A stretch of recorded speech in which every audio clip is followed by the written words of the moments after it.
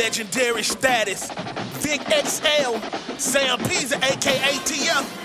When y'all gonna learn, man? You can't stop what's inevitable. It's the incredible. PZ, AKTF, dropping jewels, but they edible. I ate my vegetables, but he ate my spinach. Riding with Vic again, so no, we ain't finished. Legendary status, so no, you cannot copy. Riding dirty radio, so crispy, also sloppy. Instant to the street, so we know just what is needed. But keep it underground, staying down, cause we ain't greedy.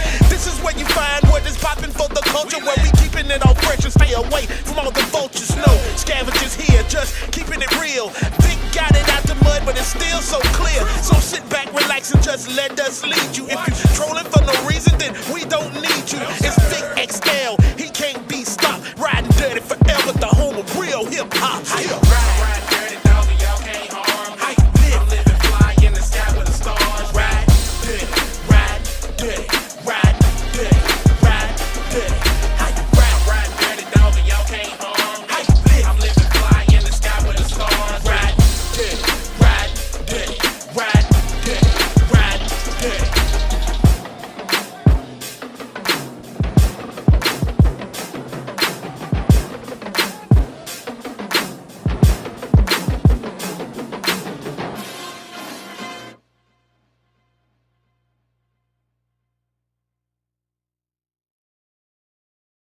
Vic again, so no, we ain't finished. Legendary status, so no, you cannot copy. Riding dirty radio, so crispy, also sloppy. Instant to the street, so we know just what is needed. But keep it underground, staying down, cause we ain't greedy. This is where you find what is popping for the culture, where we keeping it all fresh and stay away from all the vultures. No scavengers here, just keeping it real. Vic got it out the mud, but it's still so clear. So sit back, relax, and just let us lead you. If you're trolling for no reason, then we don't need you. It's Vic XL, he can't be stopped. Riding dirty forever, the home of real hip hop. Ride dirty, dog, y'all can't harm. I'm living fly in the sky with the stars. Ride dirty, ride dirty, ride dirty, ride dirty. Ride dirty, dog, y'all can't harm. I'm living fly in the sky with the stars. Ride dirty, ride dirty, ride dirty, ride dirty.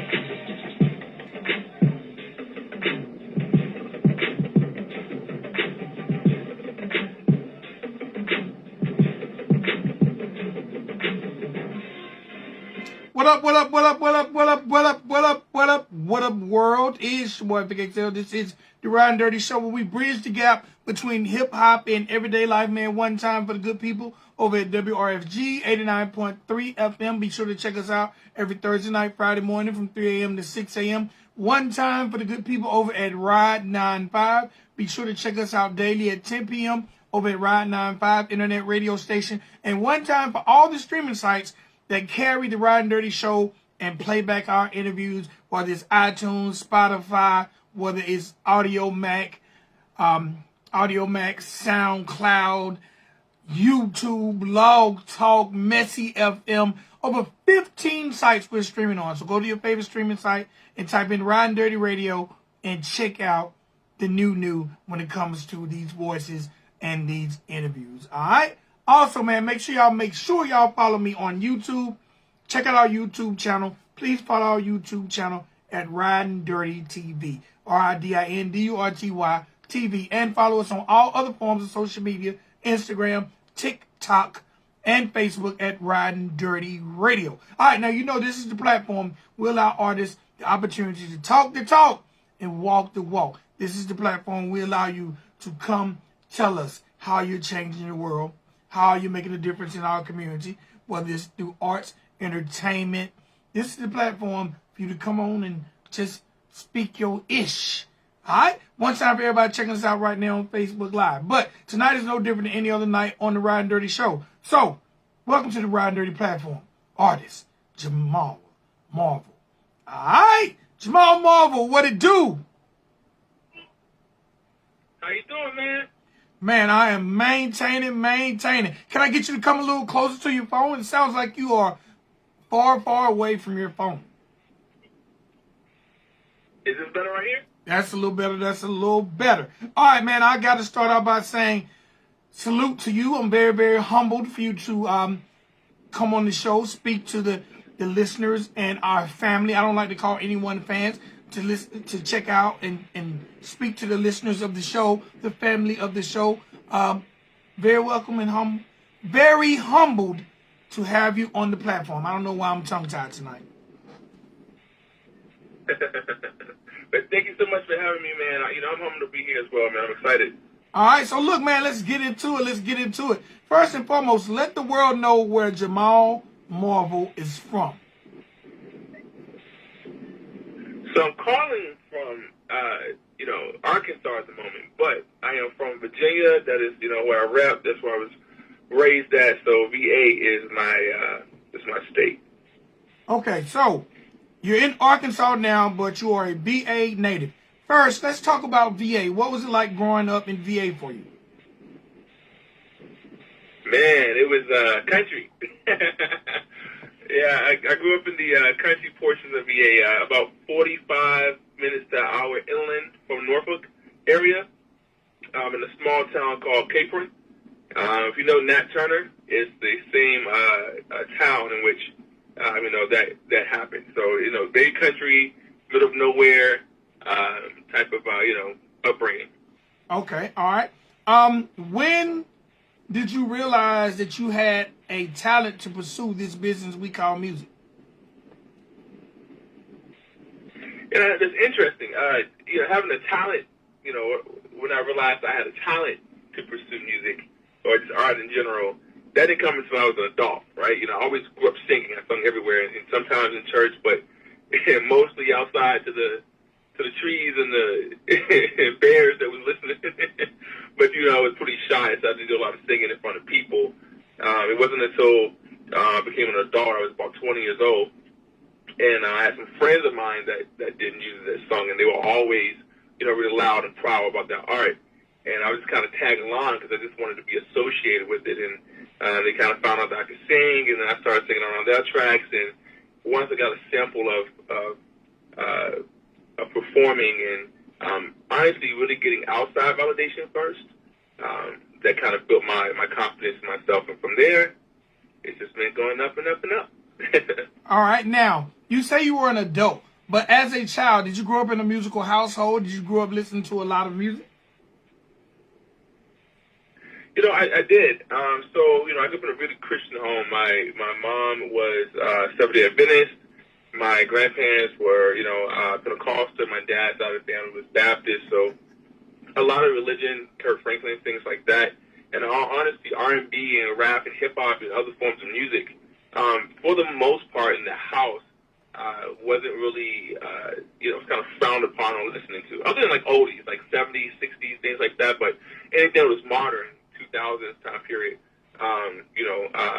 was kind of frowned upon. So I used to sneak up, we'd up late at night and listen to the radio station. It was the quiet storm, after my parents would go to bed, 11 o'clock at night, I would stay up and listen to music. And that was kind of my private moment to, immerse myself in something I was interested into and something I love to do. So, yeah. All right. So growing up on the type of music you grew up on and then realizing that talent and getting some of those accolades from your peers at a young age, what made you say, you know what, man, let me do this professionally? It was almost like, so initially I was living in Arizona, and I was hanging out with some friends who were amazingly talented, played multiple instruments, drums, guitar, pianos, sung, and one day, we was hanging out and jamming out, and he was like, hey, I booked us a gig. And I was like, gig? And it's like, yeah, we're going to perform at this bar, down in Scottsdale. And I was like, all right, cool, I'm down. So we go, we perform, we did, 5 song covers that was on the radio, 5 songs that we had created that, I had never thought would see the light of day. I thought it was something we were doing in the house. And then we did, 5 songs from like throwback 90s time period. And the crowd was really, really receptive. So we started doing different venues, everything from weddings to football and basketball games to, clubs and bars. And from that moment, from that experience, once I tasted it, I was just hungry for it. It's like, this is what makes me happy. This is what I think about every day. This is what I'm, my mind is kind of focused on. And once I tasted it, it was that was it. I went to the studio. with some beats. It's okay. I'm here. I want to record, and from that moment on, it's just been going forward.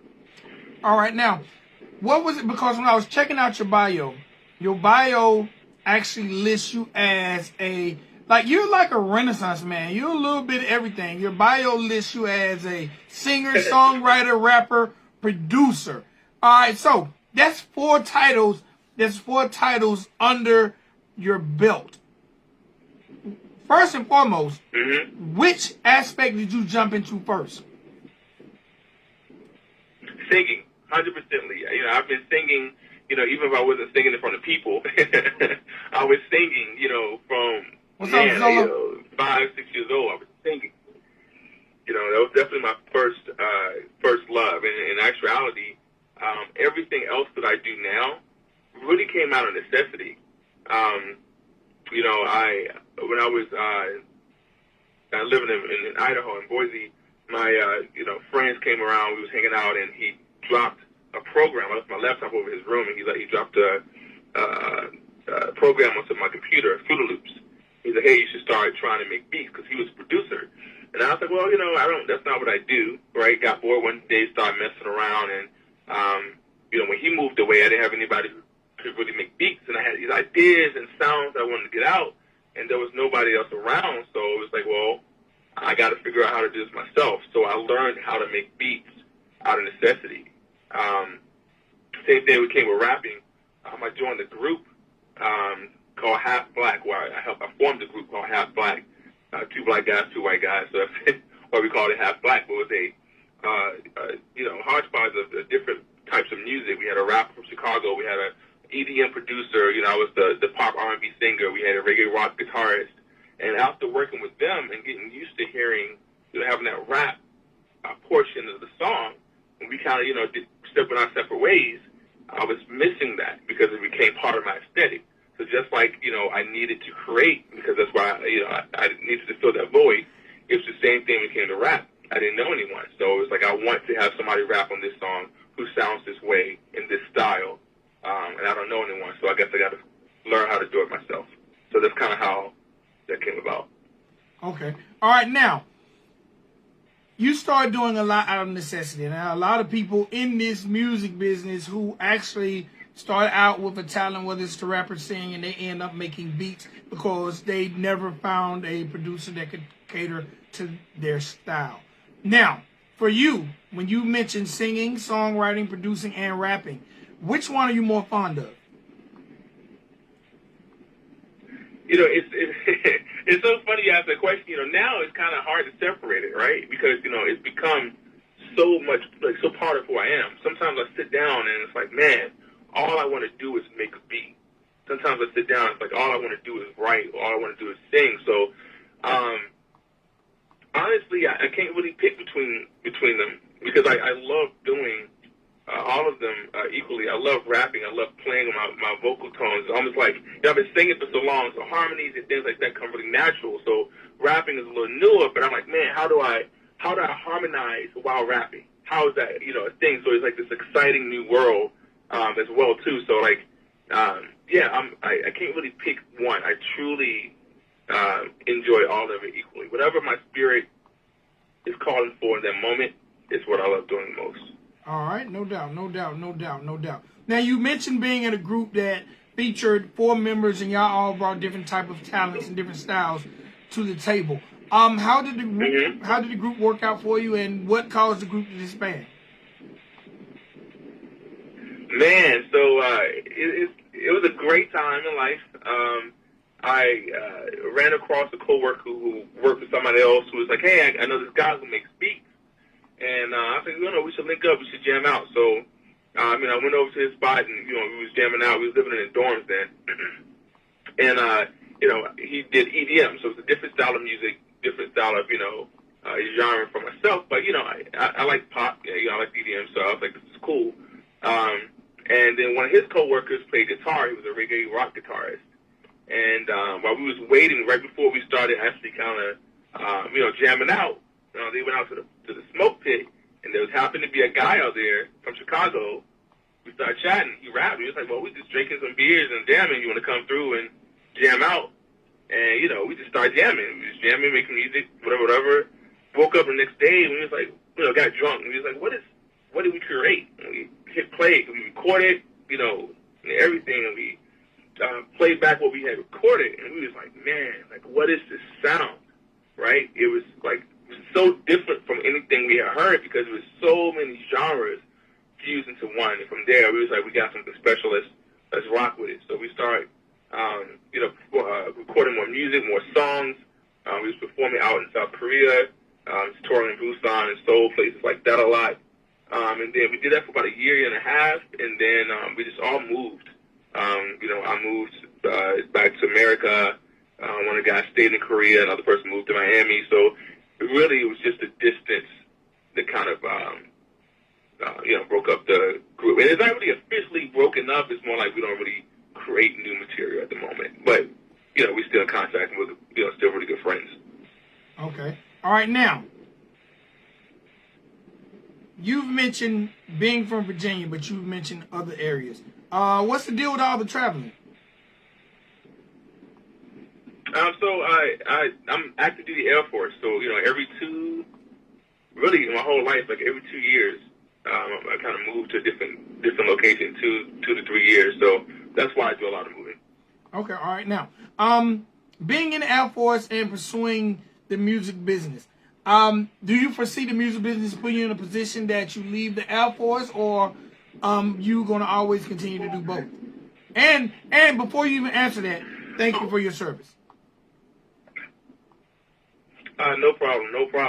I think the goal for every person, right, no matter what they're doing in their lives and their job, I think the goal is always to be able to sustain yourself at minimum off of what you love to do as far as your art or your talent is concerned. So, most definitely, my goal when it comes to music, when it comes to, my writing, when it comes to my artistic flair, that is definitely what I want to be my main focus, my main job. So that's definitely 100% the goal. And I definitely see it coming. Opportunities are always arising. In the last 2 years has just been this whirlwind of just growth, both as an artist and then also as from an exposure standpoint. So I definitely expect that to take off, continue to take off, and I could definitely see myself in the near future being able to fully support my lifestyle and beyond on just my art alone.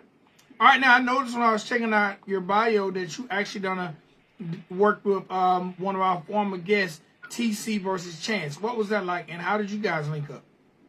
Man, TC, that's my girl, that's my sister, man. So we've known each other since childhood. Okay.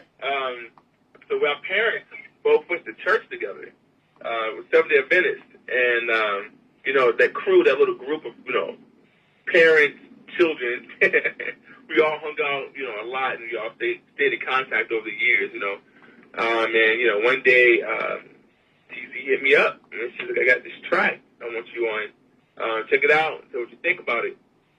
And it was so interesting because she sent it over, and I remember laughing because I had just created a track that was in that realm, in that funk type, element. And I was like, man, I'm on it. I'm in that mind space right now. So, we called each other up, we FaceTimed, and, we wrote the song together, and, and from there, magic happened, man. It's a wonderful track. It's a dope track.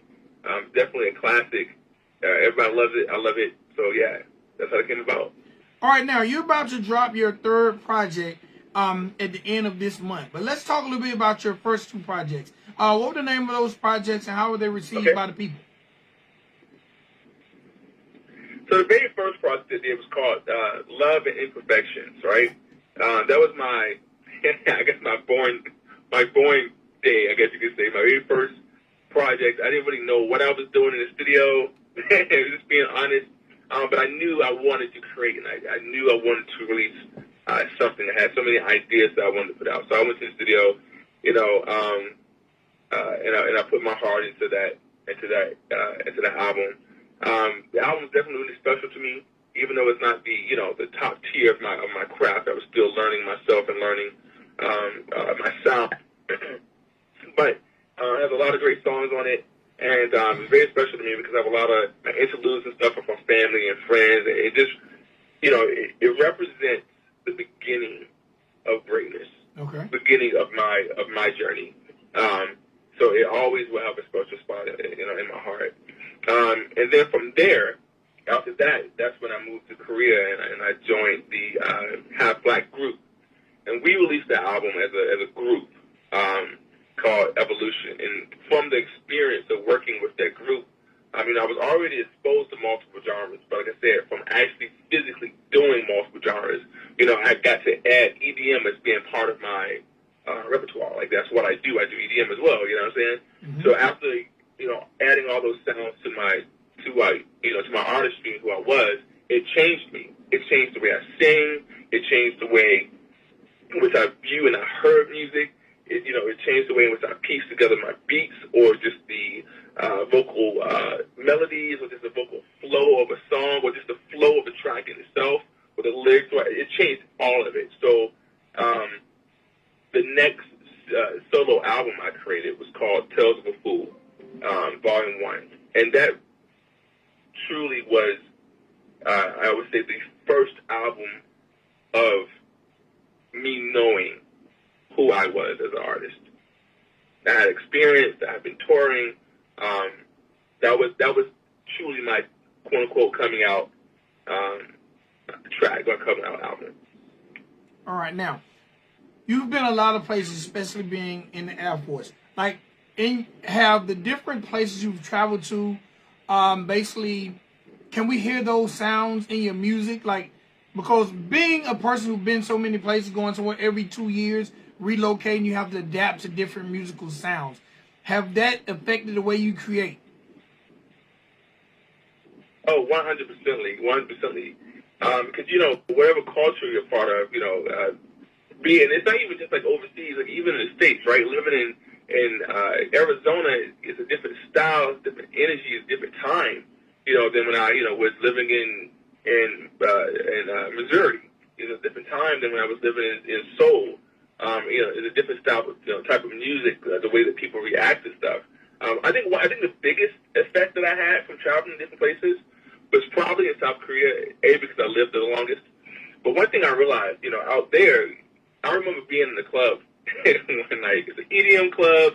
It's packed. It's like 3-4 stories. There's like thousands of people in here. It's crazy, right? And the EDM is going on. Everybody's sweating and dancing and jumping around. And in the middle of the party of the club, the music switches, and an old school like Mariah Carey ballad comes on, and the whole entire club stops and is like singing it.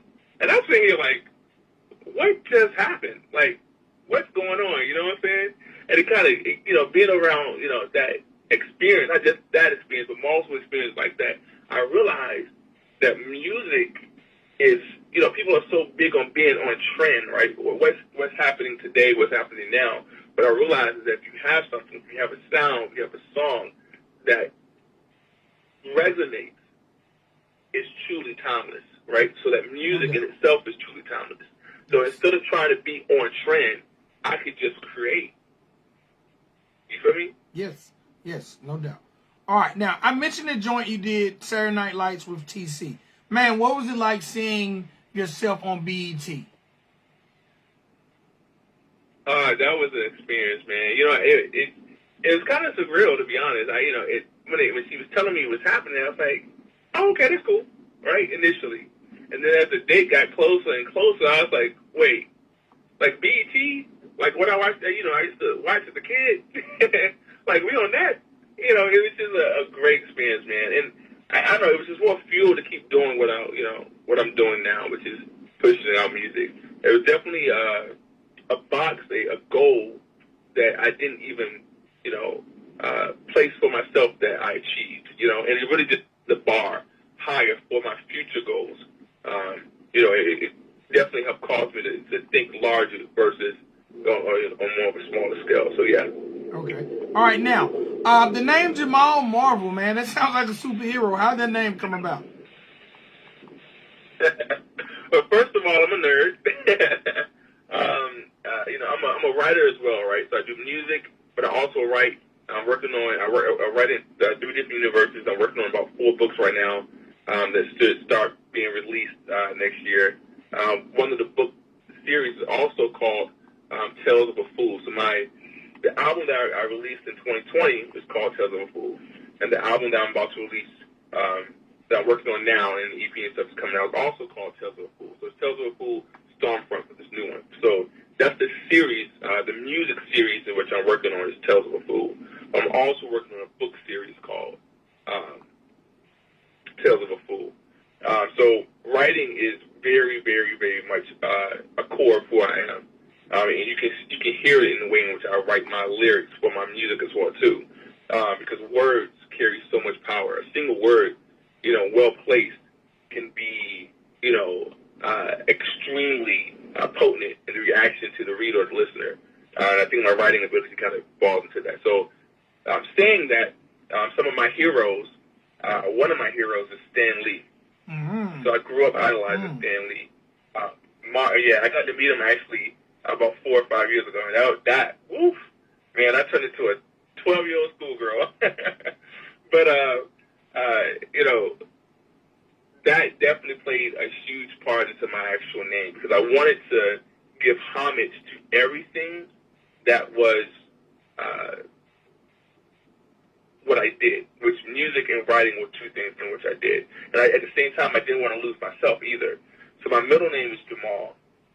So I decided to go with that, right? Because my actual name is very, very, very, very generic. So I decided to go with Jamaal, and that would be a part of myself that I could put into my name, that is still me. And then I chose Marvel because although Marvel specifically doesn't deal with music in the sense of, it's not like, a term that you normally associate with music, because I know the universe, I understand it so well. There's music all through the Marvel universe, through powers and the characters inside of it.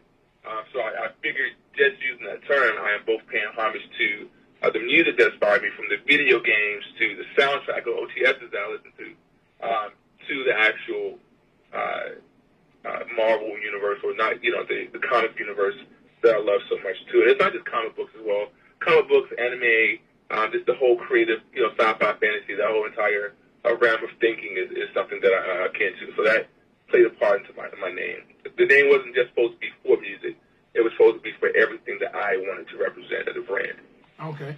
All right, now, before I let you go, you have this new joint called Day and Night off your 3rd project, EP that's dropping later this month. Tell us the name of that EP and tell us about Day and Night.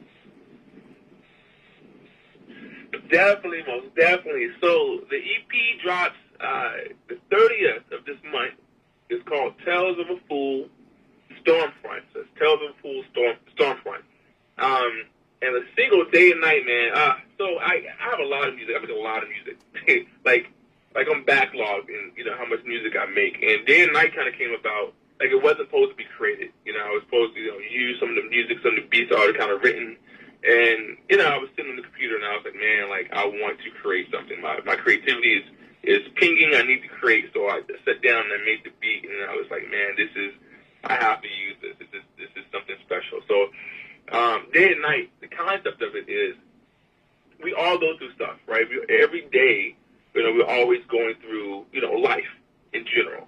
And at nighttime, life doesn't stop. So we're going through, life as a whole, day and night, right? And sometimes with life, comes things that we consider to be negative experiences. And then also in life comes things that we consider to be positive experiences. But at the end of the day, be those experiences negative or positive, they're all lessons. And they help shape who we are and who we will be tomorrow and in that moment. So Day and Night is really just a song that kind of takes you through a journey. It starts off talking about the issues, the problems, the feeling of, man, today's just not going right. Man, everything's falling apart. Man, this is life. You're screwing me over right now. To a transitional point of saying, 90 seconds. I'm glad I went through that, because look how dope I am right now, right? I'm glad I went through that because look how far I am right now. The feel of the song, I love to mix, like I said, eras of music. So I was trying to go for like a 70s type chorus, you know, that kind of like that laid back chill vibe, with beat from the drum kit from like the 90s, and like a rap style that's more current, like current hip hop, you know, 2020. So that's kind of like the fusion. So like 90s 60 seconds. drum kit with you know, 70s hook, and then like a more current rap style, modern. So yeah, that's day and night. Okay. Out right now. All right. Right now it is out. Now, before I have you introduce this song, because I want to end this interview with dropping this joint, let's talk a little bit about social media. How can the people find you? And how have you effectively used social media to gain fans? Dope. That's a great question. So first thing first, you can find me simply by typing in my name, right? So I definitely worked hard to make sure that I was visible in the internet, right? So all you got to do is go to any platform, be it a streaming service that you listen to your music on, be it Google. 10 right? seconds. Just go through it and type in JAMAAL and then Marvel, like Marvel Comics. So again, that's Jamaal Marvel, JAMAAL, and then Marvel, like Marvel Comics. As far as how I use social media to gain fans, the first thing I wanted to do was make sure that I had a presence. On my Instagram, I don't just post, you know, clips of performances or, you know, promos of upcoming music. I also post personal things. So I like to travel. Every year I go to different countries and I like to travel. So I also do blogs and things like that to show individuals, hey, I do music, but this is where this music and stuff has been inspired from, right? So I try to be as personable on social media as possible, right? Because there's a zillion people on the planet that have social media accounts, right, that can be robotic. So for me, I try to use my personality. I try to use, I try to establish a connection saying, hey, I am a person that you can relate to, not only through my music, but because I'm human as well, too. Also, I make sure that I'm on every single, if it's a social media platform, I jump on it. If it's not even something that's popping, you know, in America yet, and it's popping in a different country and I heard about it, I'm like, how do I get on it, right? So, you know, just making sure that your presence is out there so that you're easy, so that people can find you easily. It makes all the difference. You don't want people to have to struggle to find your craft. Okay. All right, Jamaal Marvel, it's been an honor and a pleasure to speak with you this evening, sir. Do me one big favor and introduce your record to the world. Yo, you're rocking with Jamaal Marvel, and this joint right here is called Day and Night. Hope you guys enjoy. Appreciate it, my G.